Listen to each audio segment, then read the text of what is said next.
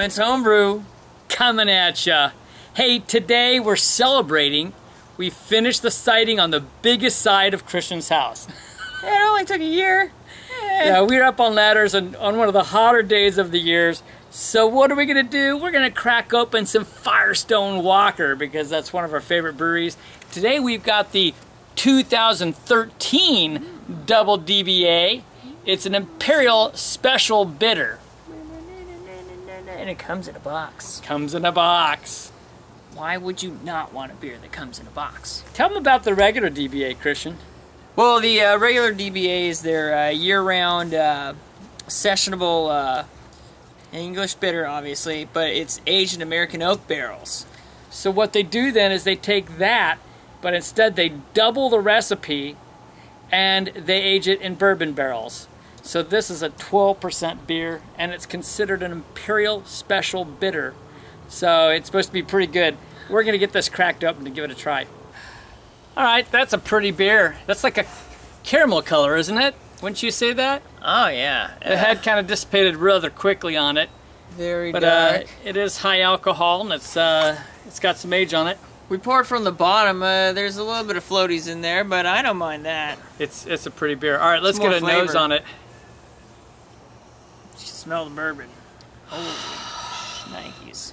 Oh my God, I just got a huge waft of like toastiness and loads of like toffee and caramel. Just loads of toffee and You get a caramel. little bit of coconut in there, though. Oh, you're right. You get toasted coconut. You get the oak on this, right? I Get the oak. You get the bourbon. You do right? get the bourbon on that, absolutely. Yeah, a lot of coconut, a lot of toasted coconut, vanilla, but a lot of Yeah, you get toffee the as well, vanilla. and caramel. Oh, Very bready. yeah, This is, you can almost chew like the French smell. toast. There's like French toast. Oh, yeah. Oh my gosh, that smells so good. This could be like my new breakfast. This is warming up quick. It's a hot day, so I say let's go for it. It smells good. Yeah, cheers. Oh my gosh. Oh, that is wonderful. It's very boozy, for sure. I like a boozy beer, though. It's very boozy, but you get a lot of oak character on this for me. A lot of vanilla, a lot of that oak character. The bourbon character is very strong, but especially that oak is real strong to me.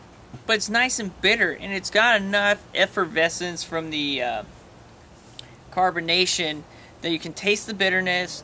You get a little bit of the breadiness. It's not as thick on the tongue as you would think from the smell. Yeah, I agree, but I still think it's probably a full mouthfeel, just on the lighter side of it. Up front, you get the toasted coconut, you get sweet taste, and I mean like dried fruit, like really nice sweet dried fruit, along with caramel and toffee. And then at the backside it dries off. I mean, it really dries off with some of the oak tannins. But that toasted coconut comes back again. It's like flavors kind of come and go on you. It's so different because it's an English special bitter, and you're not used to that on such a big boozy beer. It's almost in a way refreshing because you're like, oh, it's different. I was expecting more maltiness at the end, but it actually comes out a little hoppy and a little bitter.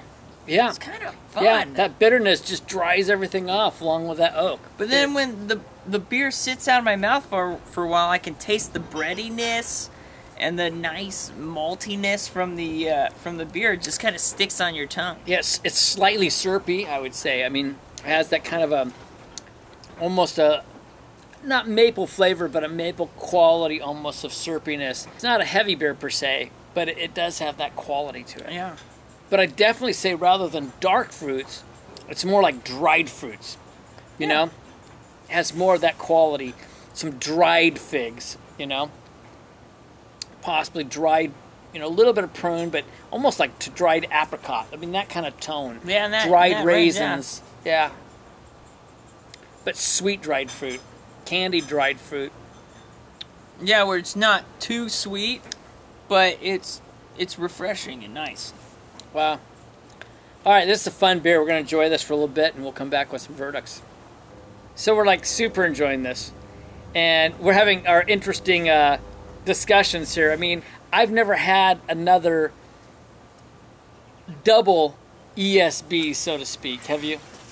I've never even heard of another one. But this is classically Firestone Walker, isn't it? Oh, yeah. Whatever their barrel aging process that they follow, and they get that toasted coconut. I mean... Oh, it's loaded with toasted coconut. Yeah, I mean, tons of it. This is so classically Firestone Walker to me. So we're going to try to rate this in terms of style.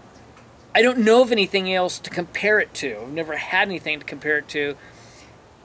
So I'm going to be skewed a little bit because it's amazing. So for style, I'm going to put it in the world class. There's no way around it. I think for an Imperial Special Bitter, this has got to be at least a 97.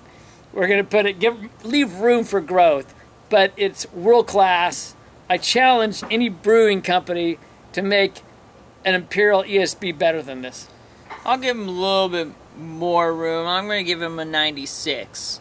The problem is that you can't really base it off of ESB because ESBs are more of a lean product with more bitterness, and this is so malty, bready.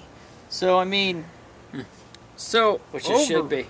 Yeah, and it's fantastic. It's got so much flavor. So for my overall rating, I don't know if it's world class per se for me because of the style. I mean, I do love it and everything, but I'm gonna give it a 95. Like, it's good. I mean, it's a good beer, and it's Firestone Walker. I had toffee ice cream last night. The toffee ice cream was a specialty company. It was extremely good. It pales in comparison to this. This has got toffee in spades. I mean, it's amazing. I'm going to go 96. I'm just a notch above you. I thought you were going to drop way low. I was shocked. But this is definitely world class. Excellent beer. There you guys go. I don't care what year you get. Just get it. We got the 2013. I know the 2014's out, so ours has been aged. I'm going to enjoy the last of this. Life is too short to drink cheap beer. And we will see you on the next beer review. See you, folks. See ya.